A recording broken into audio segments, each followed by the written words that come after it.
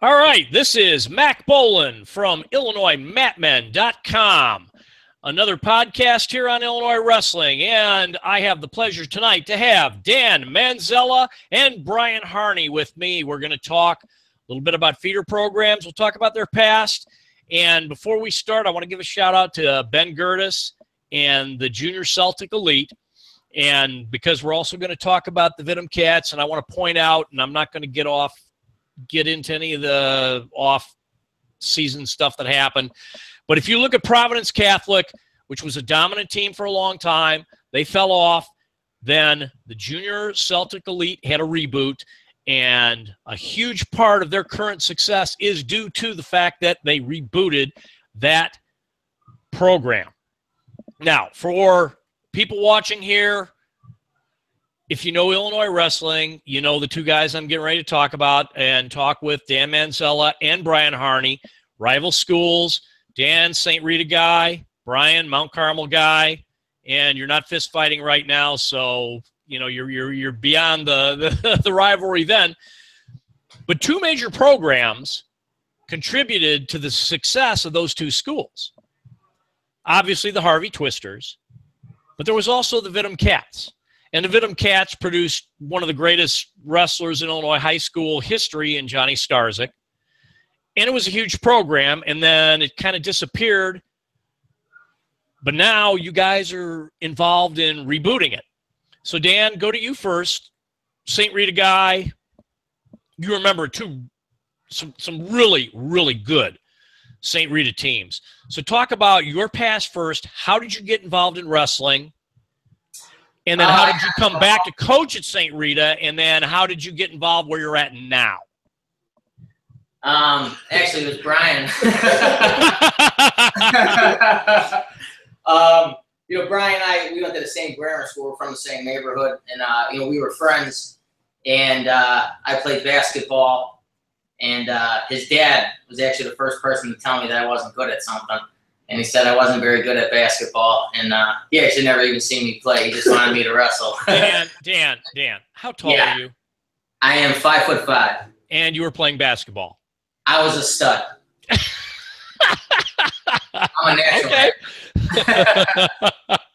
But yeah, and then Mr. Harney, convinced me into wrestling, and Brian and I were already best friends at that time, and obviously that made our relationship grow more, and eventually we knew we'd be back here doing what we're doing now.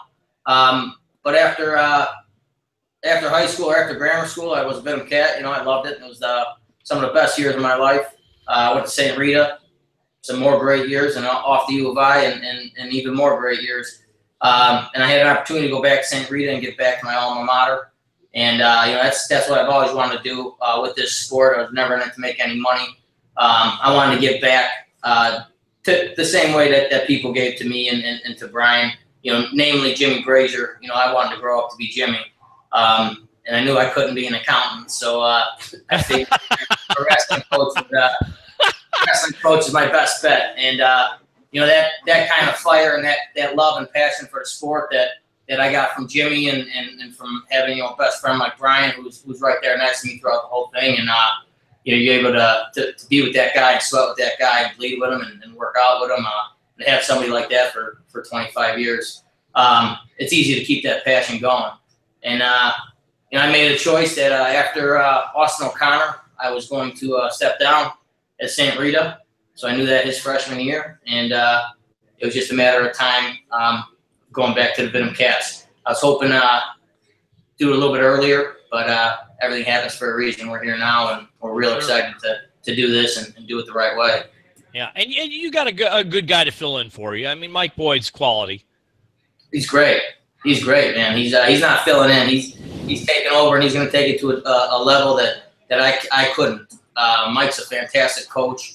I haven't seen anybody with the organizational skills and the motivation that Mikey has.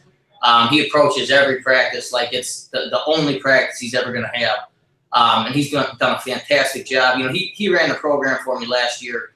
I was concentrating on those seniors, making sure they got done what they needed to get done. And, Mikey ran the rest of it, and he did a fantastic job. He did a great job recruiting. the future of that program is very, very bright. Well, you did, to be fair, Dan, you did a really good job with several of the guys you had. I mean, Sulzer and O'Connor, just to mention two.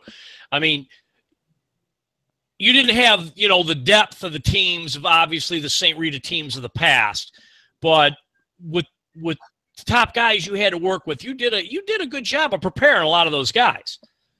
Well, I had the best assistant coaches that anybody could ask for. I had Alan Lick, who was with me for 10 years. He's still staying at Rita full time. And I had John Murphy, who's forgotten more about wrestling than most people know.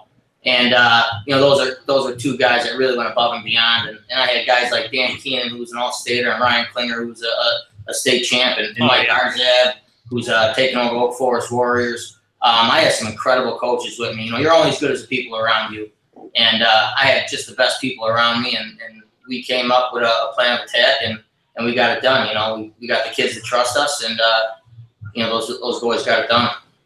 Amen. And that particular comment about the people around you, which is huge. And for people who know this sport and know what brings success, having the right people around you, having good people, and having the right kids in the wrestling room, that's the key. And now on that note, Brian, I'm going to talk to you, two-time state champ, Mount Carmel. Your path. What was your path? What's up? I'm sorry, I didn't catch your question. Okay, I'm saying, on that note, Brian, now you're a two-time state champ from Mount Carmel.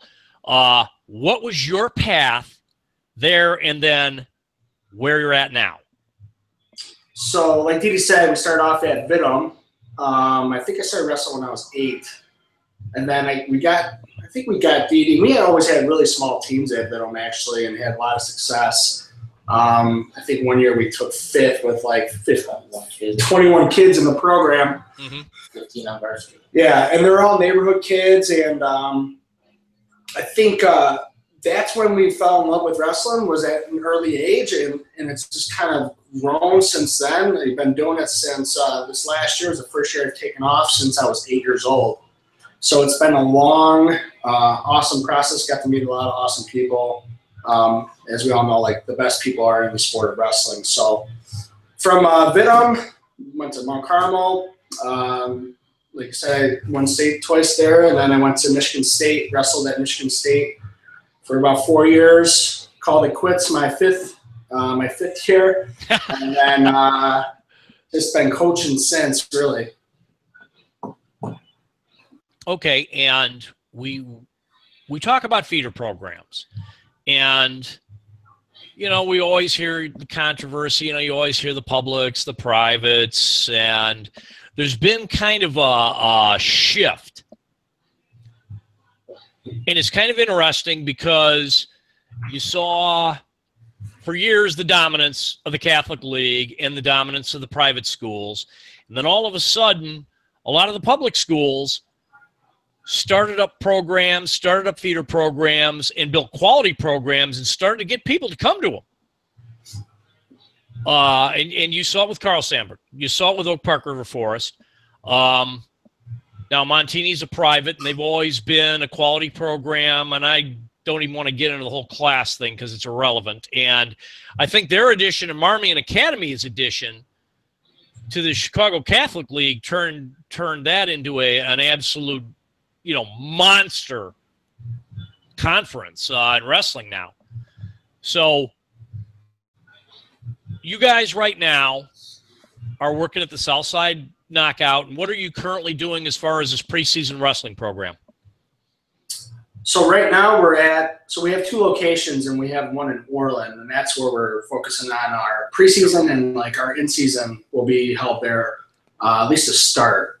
And our preseasons are Tuesdays and Thursdays from 6 to 7:30, and Sundays from 12 to about noon. We've had some really good clinicians coming already. We have a really amazing coaching staff that I just think is phenomenal. It would probably, we're up there with a lot of high school coaching staffs at the youth level. Would you agree? I would agree. But yeah, we're doing preseason until the end of October. And during the week it's kind of slow just because of football, but on the weekend it's picked up pretty well on the weekends. Now, Sundays, right now, currently, Sundays are your clinic days. Correct. Yep. Oh, okay, well, go ahead and name some of the guys you've had. I mean, I noticed Brandon Presson was one of them. Yeah. I don't know if I can name you though. We had a local state champion. He came in and volunteered a day for us, and he's still in college. So, but he donated a day for us, and that was great. He's a Division I guy, and multiple time state champ. And that's what we got going on. In the preseason, we're having different clinicians and different guys to offer different looks and different things. But it's just mostly to get the word out there because we're starting a new program, and sure, we just want to get people familiar with the facility, to know where it's at, just to get on the map in Orland. People know about the Mount Greenwood location, so we're trying to get people to know about the Orland. Well, go ahead. Go ahead, spit it out. What are the locations? In Orland, we are on 15545 South 71st Court. It's like it's a block half a block east of Harlem. Okay. Right across the street from like Cooper's Hawk and I forget what Traverso's is right in front of us. And then in Mount Greenwood, we're on 111th and like St. Louis, so we're in between Kedzie and Pulaski. And we've been here for 6 years now. Okay. And as far as the IKWF part with the Venom Cats, so what is your, I guess, your goal? I mean, what are you looking forward to towards the IKWF season? To be brutally honest, to have fun. And I'm like we said, we have not only do we have an amazing coaching staff, but we all know each other. And Dee Dee and I both have little ones at home, but Brazier doesn't have any. Neither of us have anyone in the program. No kids in the program. We're just there to have fun and coach and enjoy our own enjoy our companies and have a fun time with it and actually teach kids how to wrestle. To be honest, I mean, that's just basically it. I mean, have fun as a coaching staff and get to the fundamentals of wrestling. And we all have a mission, and whether it be in life and sports or in the workplace. And when it comes to people like Brian and myself and Zeke Rowan and Jimmy Brazier and Scott Radosevich and Dan Keenan and John Murphy, Ryan Klinger, it's to name a few guys. We have the same mission in wrestling, and that mission is to grow the sport and to do it the right way, teaching the proper principles and the proper ethics that you can carry on past wrestling that stay with you for the rest of your life. Brian's my favorite example when I was talking to the high school kids of what desire and dedication and drive can do. Thanks, Steve. I hate giving them anything. I do. But when we were little kids, I knew Brian was going to be successful. I had no idea that he'd own a couple gyms. I had no idea what it was going to be. But I always knew that he was going to be successful just because of the type of person he is. And that made me a better person. And to this day, Brian and those other guys that I named, they help me toe the line and keep me straight. And I try to keep them a little crooked. But we want to bring that kind of atmosphere and that kind of camaraderie and environment, back to a club. Yeah, so I would say when I was talking about fun, I obviously want the kids to have fun. That was more of a personal thing that I want to have fun. I want to enjoy it. But as far as teaching the kids, my ultimate goal, and ever since I've started coaching, especially at the youth level, I've coached high school too, but it's always just to prepare them for the next level, to prepare them for high school.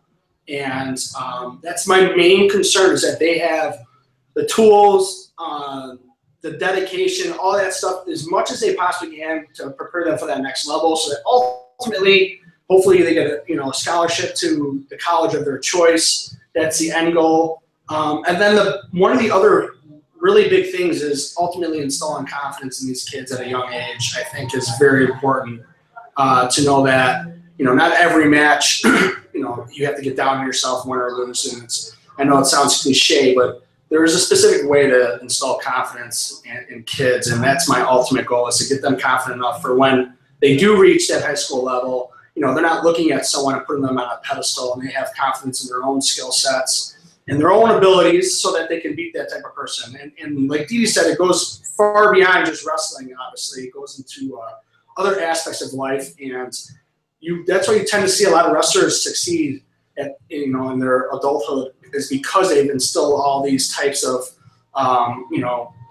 principles and ethics. So that's my ultimate goal, is to prepare them for the next level, and as we're doing that, install the most amount of confidence in them as possible. Obviously, we want to get to a conceited area, but just confidence on the mat, confidence off the mat. Mac, we want to grow this sport. We love this sport, and Absolutely what it's done for guys like us, and the tight friendships. The friendships alone, this sport was worth it. All the lost weight and all the lost matches. Every match that guys like us lost, it was like a death. It was like a loss in the family, and all that pain and all that suffering. The friendships alone, it was worth it. The friendships alone, it was worth it. Going from grammar school all the way to college. We're still friends with all these guys, and it's because of the atmosphere that we were brought up in, and because of the coaching staff that we had, and the things that they instilled in us. Jimmy Brazier and Scott Radosevich and Dennis Laughlin and Grant Skydy. These guys, they got it right the first time around, and we're not reinventing the wheel here. There's a million right ways to do something, and there's a million wrong ways to do this, and we know a hell of a lot of right ways, and we're going to do it the right way. And you heard Brian's ultimate goal, and another one of mine is to grow this sport, to keep this sport alive and keep it changing lives and affecting lives, in a positive way, the way it did for he and I. Amen to that. I mean, I've always said that you can't launch a rocket without a solid foundation and the right fuel. I would say now, if I was a parent and I wanted to come to you guys to Venom Cats, so just tell me a little bit about what kind of, when you're going to start up, where you're practicing at, what your schedule is going to be like, etc. So I'm not 100% sure when the season starts. I think it's in November. November, yeah. So we'll start whenever the season starts. I know the preseason ends at the end of October. The practice schedule will be almost the same as preseason. So we're going to go Tuesdays and Thursdays at Orland Park from 6 to 7:30.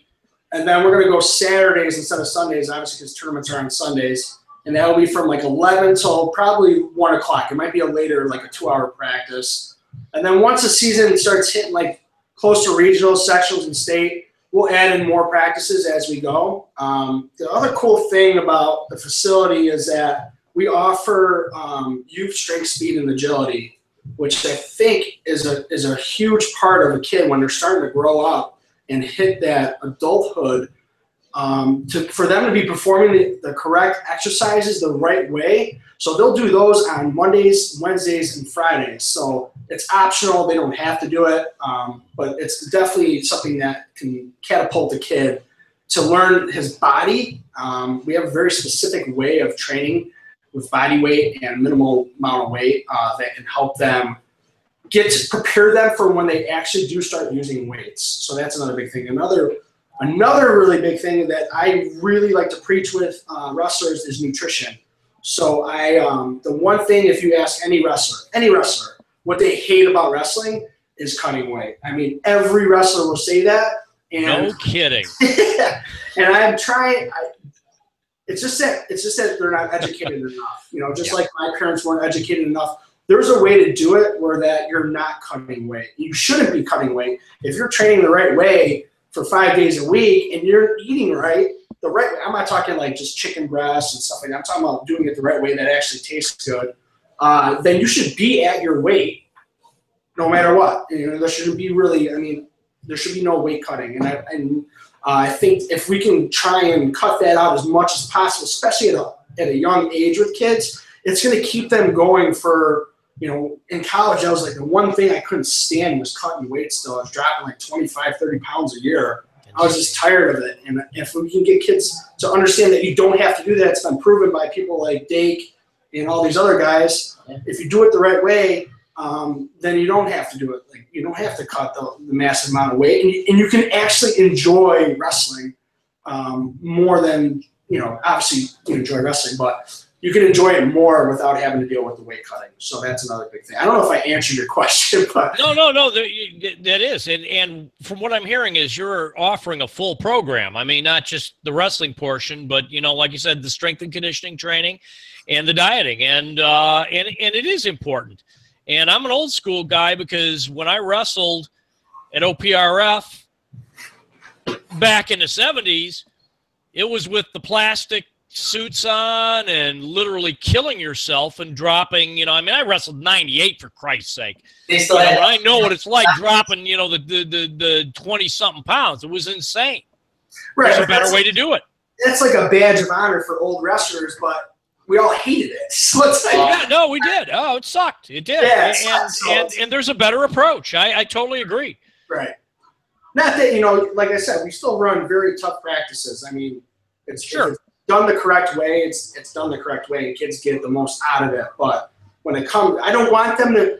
If you're coming in, I don't know if you guys ever listen to Ben Askren, but he has some really good live videos, and he talks about weight cutting. If you're cutting weight two out of the days of practice, you're strictly cutting weight. You just wasted about 50% of your practices without worrying. All you're concerned about is how much pounds you can get off, and not what technique you can learn, how you can get better on top, bottom, and neutral. You're solely concerned about the weight that's got to come off your body, and it's so true. I mean, it is. No, that is 100% true. 100%. If you sit there and just look at practice as, okay, I got to lose 10 pounds tonight versus what am I going to learn? What am I going to accomplish? Yeah, no, that is dead on.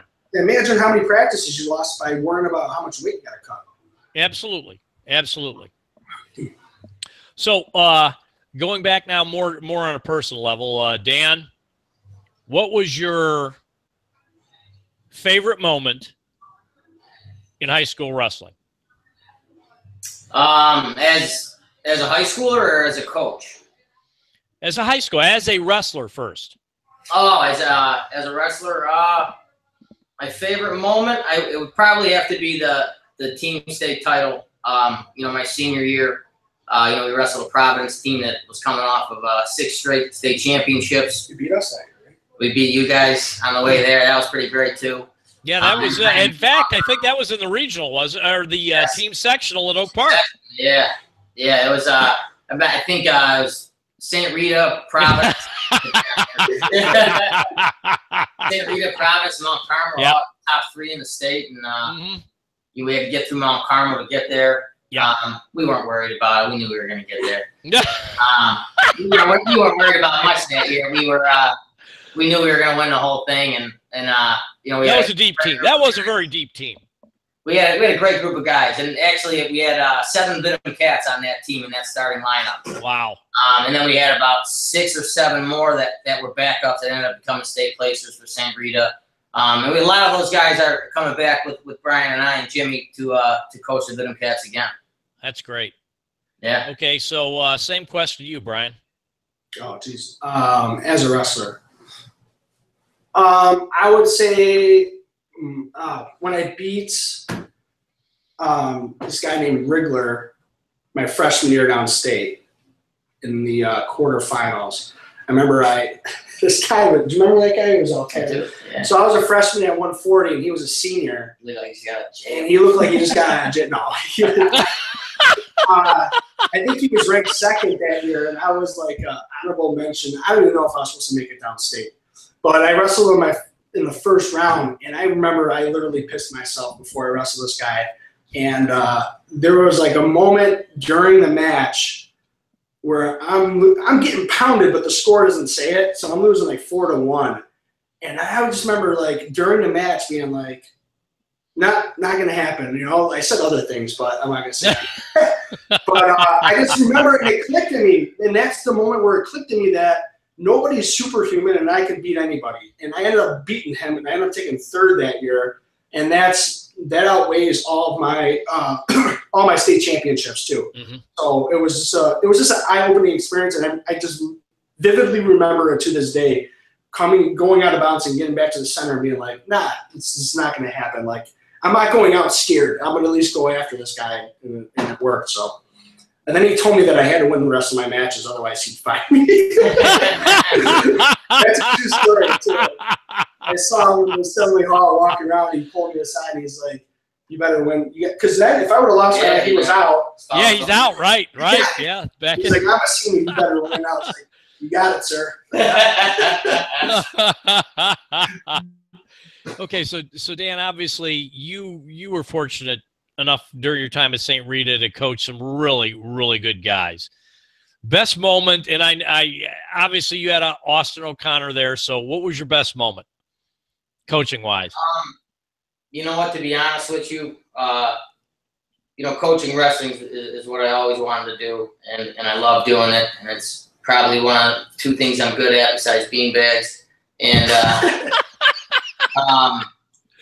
every moment that I'm on a wrestling mat, every moment with Jake and Austin and Joanna Cooey and 300 other guys just like them. Every moment with those guys was unbelievable. It was everything. And was White? Did you coach White at all? Albert? Yeah. No. Albert was a freshman when I was a freshman in college. All right. But every moment there, the good, the bad, and everything in between, I loved it. I relished it. I reveled in it. I feel like I got away with something. That's how much I enjoyed myself and how much those relationships. Especially guys like Jake and Austin and the dozen kids I sent to the Marines and the Army and Navy. Good. Those are special kids too. All of them combat veterans, all of them home. That's probably my favorite record at St. Rita. We're 14-0 in the Middle East, and we got one more going, and one more coming home. So that every moment was just the best. Every moment. Well, you know my military background, so I totally appreciate that. Absolutely. Well, it's a big accomplishment. They were all of them thought boot camp was a piece of cake, and absolutely they relied on their wrestling and their training from that, and they were able to knock it out. And a lot of them were promoted because of it and held high rank and have done a fantastic job and saved a lot of lives.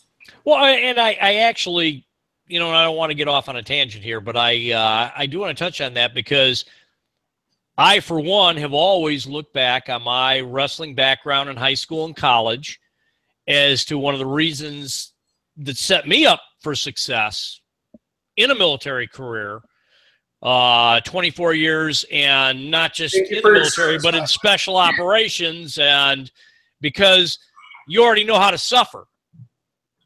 You already know how to handle the suffering. And a lot of people who just come in off the streets don't get that part of it. And if you're a wrestler, you already know that part of it. Very, very true. Yeah. So Brian, for you, coaching wise, anything so far you want to mention, or? Nothing specifically. I mean, the good and the bad is what you love about it. I mean, like you kind of said. I think the best is yet to come. I think these next couple years, as it's going to be cool for me. Everyone keeps asking me if my son's going to wrestle and stuff, and I honestly just don't care if he does or not. That's the honest God truth.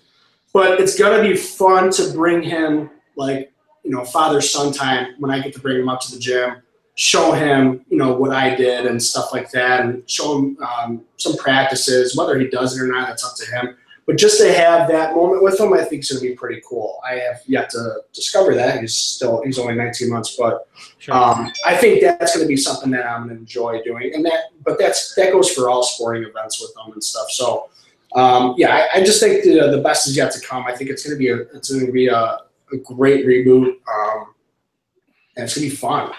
Well, for kids, just speaking as a dad myself who had 3 sons, you just want them to be successful at whatever they want to do.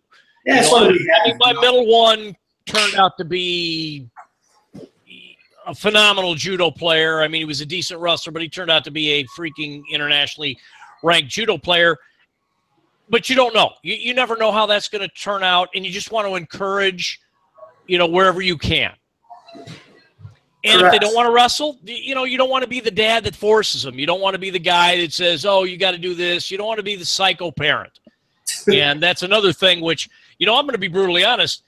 You guys doing the IKWF thing, coaches at the kids and high school levels, you got to deal with the psycho parents. Well, particularly, and from time to time, you got to deal with the ones who have the unrealistic expectations. Well, Andrew's wrestling in vinyls and everything. No, I really don't care if that's the honest God truth. Like, I really don't care if he does. Like, it makes no difference to me. But as far as the parents go, and I know that's something that a lot of people are concerned with. Well, you have to deal with it. I mean, to be honest, yeah. It is a part of the equation. But we're offering a service, and make no mistake about it, it's a service, and nobody gets paid a dime. We're all volunteering our time because we love this sport. But we're offering a service that covers everything that a parent needs. So all parent has to do, they obviously have to do a lot with the transportation and all that stuff. Absolutely. That's very difficult, and that's a sacrifice, and we're so grateful. Our parents did the same thing, and we're grateful for the parents for that. But we're offering a service that the parents, they just get to be fans. They don't have to worry, is my son getting the proper, technique? Is my son getting the right coaching, the right training? The proof's in the pudding. Our body of work as competitors speaks for itself, and as coaches, it speaks for itself. And if anybody has any questions, just ask around, Illinois wrestling. Everybody knows what Brian and I stand for and what our mission is, and it lines up with just about everybody else. So we're offering the parents an opportunity to just be able to relax and enjoy their kid and continue to grow their relationship. I'm going to take it one step further. Yeah, go ahead. We're not offering that. We're demanding it. Yeah. It's one of the things that we've discussed heavily as a staff. Dee, Brazier, and myself. We're not allowing the parent involvement into the practice room and into the good. No, I agree with that 100%. So this is one of the really good things about starting fresh is we get to make all the rules right off the get-go. So that's one of the things we definitely talked about a lot of that. The one other big thing that I forgot to mention about the club, this is actually really big, and if you're still watching out there, you're going to want to know this. They all get off-season 100% free. So anyone who joins the club, nice. We do run postseason, we run camps, top-bottom camp, fatal cradle camp, we do intensive camps, and we do preseason. So this is just a way for the kids that are committed to us to commit to them and help out their parents a little bit in the off-season. The club fee is only, I think, $400, and that covers all tournaments, the practices, obviously, the gear, singlets, and then if they do want to do a preseason or postseason or camps, it's 100% free. So you said $400. That is very, very reasonable. Yeah, I don't know what the average price is right now, but I'm assuming. No, that is very, very reasonable. I can speak volumes on that one. Okay. The one thing they will have to pay for, obviously, if they're not in the program, they'll have to pay for off-season. But they will have to pay for the in-season strength, speed, and agility program because it's obviously not just my facility. I'm running with somebody else. But sure. They will have to pay for that. But it's well worth it. I mean, they'll get something that no other club can really offer. So, no, and that's good. And something that I always like to add because I was a parent and I was involved in it at the ground roots and then at the national and even the international level. Trust your coaches. If you're a parent and you have a son or actually, well, now even a daughter that you want to get involved in wrestling, you got to trust the coaches.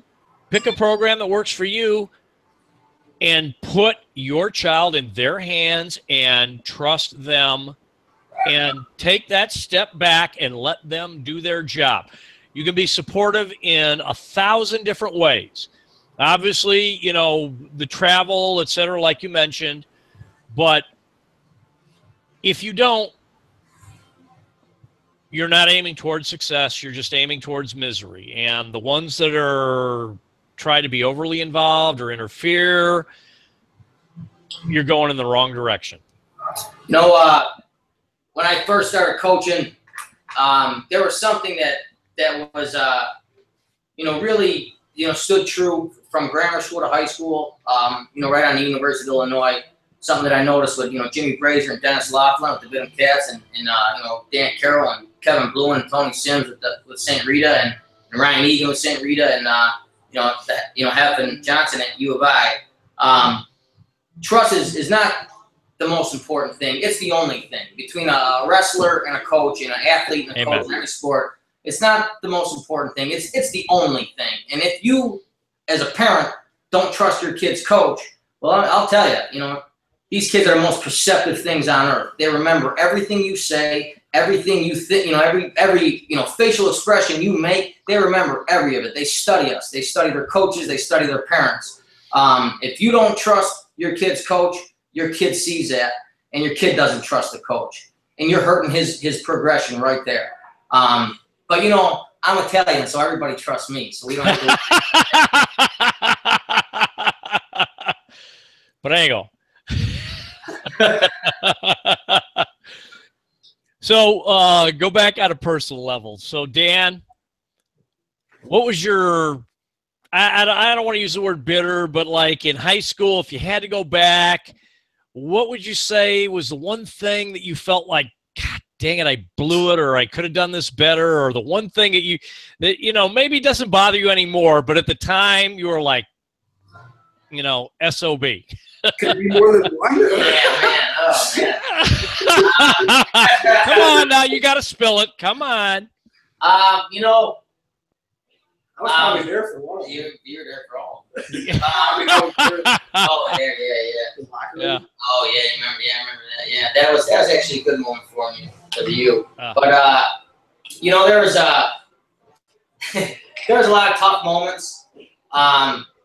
And you know, in the grand scheme of things, you know, I know that there's so many bigger things at play, and so many more important things in life. Like Brian said, you know, I have a daughter who's 2 months old now, and it's just amazing. And I have a new wife, and you know, just got married, you know, less than a year ago. That's awesome. So it's really awesome. But I would be lying if I told you that I don't still think about every single loss I've ever had. Fortunately, I didn't have too many of them. But I remember every single one of them. Senior year. I'm still, no, I mean every single one of them. But I mean specifically senior year at individual state. Yeah, that sucked. That was awful. You know, you get, you know, up by a lot and you get pinned. You know, that's terrible. But what do you take away from it though? No, just what do you take away from it? Because let's face it, you can build character from failure, from mistakes. So what do you take away from it? You know, I took away that I hate losing, right? But I already knew that, you know. And, yeah. You know, I don't know if you know, wrestling is character building in itself. I shouldn't say that. Competition is character building, and wrestling competition reveals that character. Absolutely. And you know, obviously that helped. But the biggest thing that I took away from it was, unfortunately, you know, I had a couple kids that I coached throughout the years that felt that same feeling. And there's really nothing you could say, but to be able to sit next to them, you know, in that tunnel, or you know, in the top row of the stands, and for them to know that I unfortunately know that feeling. You know, like I said, nothing is said. There's nothing to say. But to be able to comfort, you know, my guys in those situations is definitely one good thing that came out of it. Amen. Yeah, no, absolutely. Okay, so Brian, same question to you. I mean, what sucked? I mean, your worst absolute feeling when you were wrestling? Not winning 3 state titles. Or college level, or college level for that matter. At Michigan State. Wrestle sophomore year, he broke his hand. I tore my knee. Tore your knee. Yeah, I'll be honest, man. I really don't have any. I really don't. I mean, it did suck my sophomore year. I got hurt the week before regionals. I was out most of the season as it was, and then I came back and I tore my meniscus, so I was out for the rest of the year. And then, to be honest, this is going to sound really awful. I still think about this to this day, and it's going to sound bad. But no, go ahead. No, I still feel like I still regret how I wrestled my senior year, even though I won state. I really regret my state tournament. I wrestled really good in my first match, and I was ready to go. And it wasn't a lack of confidence or anything, but then I wrestled completely out of my game for the rest of the tournament, even though I still won earlier during the year. I mean, I tapped or pinned anybody I wrestled, and I wanted to do that in the state tournament too. And I honestly still think of that to this day, that I didn't do what I was doing earlier in the year for whatever reason. It wasn't nerves. It was just something that happened after that first match. I felt gassed and I wasn't tired all year. And I don't know if it was because of the crowd or I was too pumped up. But then I kind of went to a shell the rest of the tournament and won just to win and not win to like dominate. So you wrestled conservatively. I wrestled conservatively, yeah. I wrestled conservatively, and I was riding. You wrestled not to lose. It wasn't basically not to lose. It was just to win comfortably. I wasn't afraid of losing. Yeah, I wasn't afraid of losing. I just wasn't pushing the pace with my matches, and that's one thing I still think about today.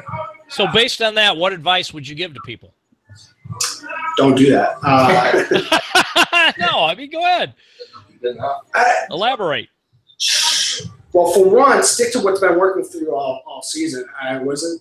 Not that I wasn't good on top. I was decent on top. I was good on top, but all year I was wrestling on my feet, and I was destroying people, doing well on my feet. So I just should have stuck with that game plan. And to be honest, I wish someone would have said after my first match, hey, man, that was just – because, like I said, it wasn't nerves. It was like I was too excited for the first match. And I won like 23-7 or something, but I was just like dead tired. And I remember not being tired all year. And if someone would have been like, dude, it's the first match, don't worry about it. It was probably just because you're too excited. I think I would have wrestled the rest of my matches better. But, yeah, I would say just do what you do not only during the year but carry it over to the state tournament as well. All right. So be yourself. Be yourself. Don't get stressed out. That's right. All right. So, guys, I'm going to get ready to wrap this up. Great job. A lot of good information out there. I want to reinforce to everybody who's going to watch this in the future. I mean, I know we probably only had a couple of live viewers, but we'll see this archive. Pay attention to a lot of this. If you're in that area, and if you have kids, you want to get into wrestling, Venom Cats has had a great history. You've got two guys here who have a wealth of talent and experience who can guide your kids in the right direction. And one more thing before I go, and I'm going to ask each of you guys this. The St. Rita Mount Carmel rivalry back in the day, when you had that dual meet, because you had a lot of guys from Vittum, you had a lot of twisters, what was it like? Start with you, Dan. Oh, it was just the best. For me, I loved it, especially because I was always going to beat whoever Mount Carmel threw out against me, so that was always great. But it had the added excitement of wrestling against my best friend and a bunch of guys on that team that I grew up wrestling with or grew up competing against. It was two neighborhood schools going at it, and it just happened to be that those two neighborhood schools were two of the best in the country at wrestling. A lot of us, we came up together. I remember in high school, Brian would run over by my house, and I lived by 67th and Cicero, and there's a train yard there underneath the Cicero Bridge. And Brian and I would run underneath, the viaduct, up the viaduct of Cicero Bridge. We did that, every week. And, we did it the week that St. Rita wrestled Mount Carmel in the team sectional. It was that bitter competition, but, at the end of the day, I knew who was who was going to be there at the end. And you know, when wrestling was all said and done and we laced our shoes up for the last time, you know, I knew Brian was still going to be my buddy. I knew, and you know, all those other guys, Ryan Klinger and you know, Cassio Perot, all those guys. It was just awesome. You got to wrestle the best, and they were your friends. Brian, your thoughts? See, the thing about when you go to Carmel is that you don't have rivalries. Everyone is your rival, right? There's like an arrogance about them. No, it's so true. They give it to the folder on the first day of school. They're like, here's your arrogance. I mean, you would have thought this was like, yeah, I didn't care if it was Rita or Providence. He would say that, man. He would say that. I mean, just being serious. My only rivalry in high school would be football. Would be like, no, Carmel Mundelein, and it was like a 1 year rivalry, and that was it. Other than that, we didn't.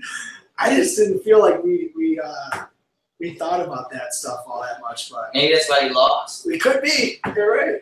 Well, I'll tell you what. I sat on a few of those back when they had the Holy Wars, and I sat in on a few of those dual meets. And with the Twisters and the Venom Cats in the stands there was a little bit of a tense air. Maybe the parents. I don't know. You watch. You think? Yeah, I just didn't feel any rivalry. I really didn't. But it must be a Carmel thing. I don't know. All right, guys, I'm going to wrap this up. Thank you so much for being on here. Everybody, you heard it. Check them out. Rewatch this. All the information's there. Venom Cats, and then the Southside Knockout Camp and the Sunday clinics going all the way to the end of October, and you got some other guys coming up, too, to do clinics. So check it out, and they are on Facebook. The Southside Knockout is on Facebook. Now, Venom Cats, you guys have a Facebook page yet? Yes. Okay, then check them out on Facebook too. I couldn't recommend, anything better. You're looking at two quality guys here. You heard the whole deal here. By all means, check them out. And we're here for the sport of wrestling. We're here to support the sport of wrestling. And the end goal is success for the kids level, high school level, and get them into college, build them up there in the end game. Even if they never make an Olympic team, if they get into college, they get a scholarship, that's a win, and that's the goal. Folks, you heard it here. We'll have another webcast here coming up shortly. Dan, Brian, thank you so much for being on. I will see you guys again later. And I say again, that's Dan, not as in Godzilla, but Manzella. And see you guys later. Thank you so much for being on the program. We're out.